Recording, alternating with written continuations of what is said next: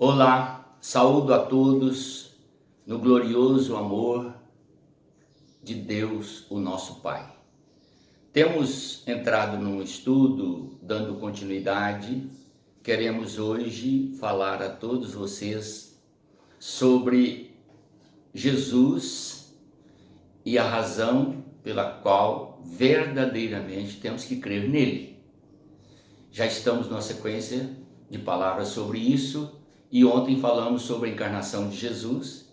Agora eu quero mostrar a vocês, através da palavra do Senhor, o sentido que só Ele é verdadeiramente o Salvador.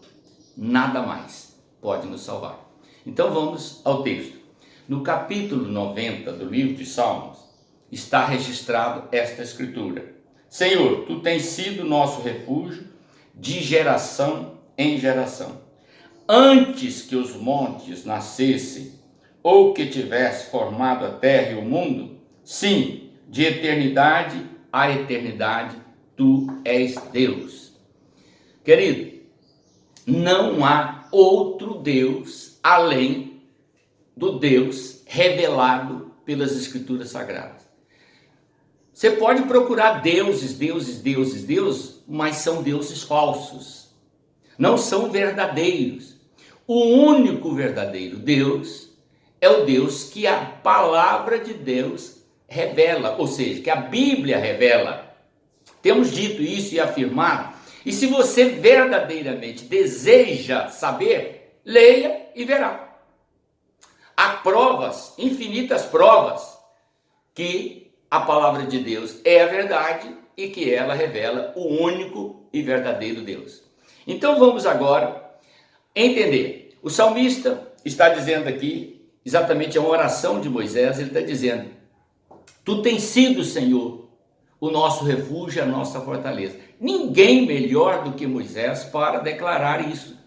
Ele viveu a experiência dos seus 120 anos, sempre tendo a mão de Deus protegendo a sua vida, desde o seu nascimento até a sua morte. E a palavra de Deus revela que Moisés morreu aos 120 anos como um jovem.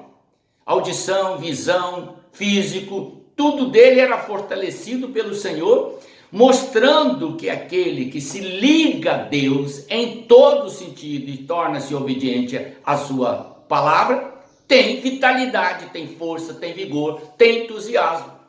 Isso é glorioso. E Moisés então afirma: Tu és, antes de tudo, olha o que ele diz: antes que o monte nascesse, antes que tivesse formado a terra, e antes que o mundo fosse formado, Tu és eternidade, porque a tua eternidade é antes de tudo, está depois de tudo. Jesus afirma e confirma esse texto lá em Apocalipse, capítulo 22.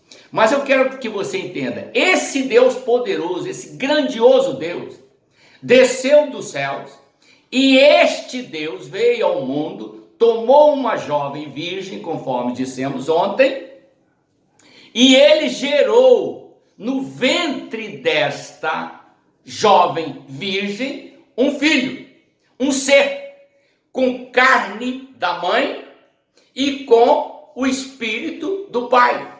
O espírito é eterno, a carne é passiva da morte, porque a maldição do pecado trazido pela desobediência do homem na criação, lá no livro de Gênesis, esta maldição está ligada à carne, não está ligada ao espírito, à carne. Porém, quando a carne começa a prática do pecado e vai pecando, ela contamina o espírito. É por isso que o homem tem a tendência de ser um ser espiritual, que agrada a Deus, e um ser carnal, que desagrada a Deus. Quando ele é o ser carnal, que vive na prática do pecado, desagradando a Deus, a tendência é ele morrer, porque a morte está para o desobediente. Mas quando ele se torna um ser espiritual, ou se volta para Deus, ele adquire o direito da eternidade, porque o Pai é eterno. Então vamos mostrar isso agora na palavra de Deus. Jesus, então, na carne, ele estava sujeito ao sofrimento, à dor e à morte. Porém, no Espírito, ele era fortalecido constantemente com o Espírito Santo de Deus. A palavra de Deus diz que foi revestido do Espírito Santo, cheio do Espírito Santo, estava no Espírito Santo. Todas essas expressões mostrando a sua ligação direta com o Pai pelo Espírito. E a Bíblia então chama ele de filho do homem por causa da carne, mas chama ele também de filho de Deus por causa da sua paternidade espiritual, que é Deus. Propriamente dito, nós temos então esta declaração da parte do Senhor. Nenhum outro ser humano, gosto de frisar isso, nenhum outro ser humano tem esta capacidade, somente Jesus Cristo. E aí, querido, você vai entender. Jesus disse assim aos seus interlocutores que com ele discutiam sobre a sua missão. Eles estavam questionando que ele era jovem demais e não podia trazer aqueles ensinamentos e nem dizer que era filho de Deus.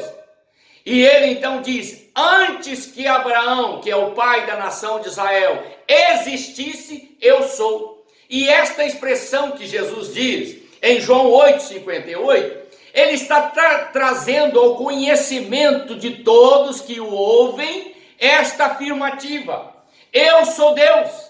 Porque o eu sou é a maneira pela qual Deus se apresentou a Moisés quando lhe deu a missão de libertar Israel do cativeiro do Egito. Moisés perguntou a quem devia anunciar e ele diz: eu sou. É a mesma expressão, mostrando então a divindade de Jesus.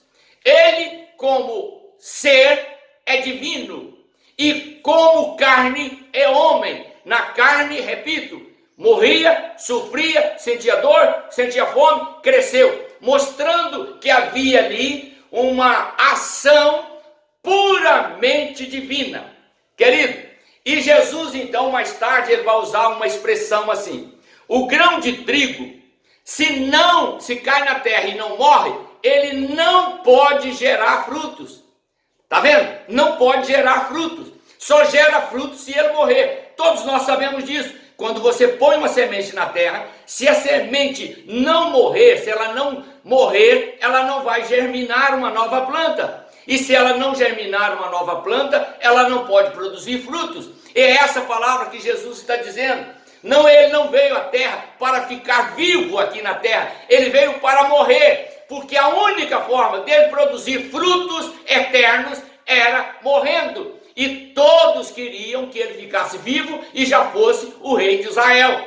Daí a falta de entendimento da nação de Israel quanto à sua missão. E nós que hoje somos revelados essa palavra, temos entendimento, o porquê da palavra dele dizer: eu vim do Pai, sou filho de Deus, eu desci do céu, eu trouxe de Deus a mensagem. Ele é o único que morreu para a libertação de pecados. E é o único que pode libertar pecados, é o único que pode nos registrar ao trono de Deus, é o único que pode nos salvar, querido. Não tem outro nome pelo qual nós devamos ser salvos, a não ser o nome de Jesus. Ele, somente Ele pode nos salvar. Então, para que você creia e entenda mais esta revelação, Jesus, o homem-Deus, Jesus, o Filho do Homem, Jesus, o grão que caiu na terra, o grão que morreu e o grão que germinou e o grão que trouxe a vida eterna a todos aqueles que nele creem. Deus te abençoe, ilumine sua mente para buscar mais conhecimento na palavra de Deus. Depois, em outra mensagem, estaremos falando novamente. Deus te abençoe e te guarde. Amém.